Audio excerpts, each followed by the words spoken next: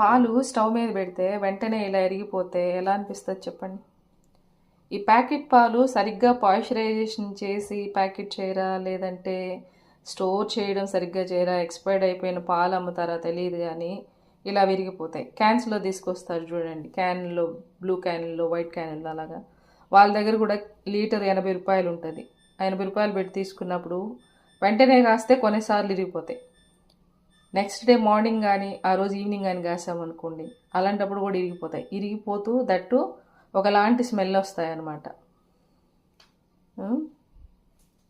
మనం మార్నింగ్ తాగాలనిపించినప్పుడు ఎంత డిసప్పాయింట్మెంట్గా అనిపిస్తుంది.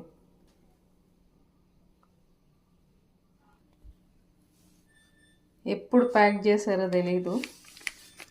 దీని మీద అనవసరమైన డీటెయిల్స్ అన్నీ ఇచ్చున్నారు. ఇవన్నీ మనం చేస్తాం, కానీ అవసరమైన డీటెయిల్స్ మాత్రం లేవు.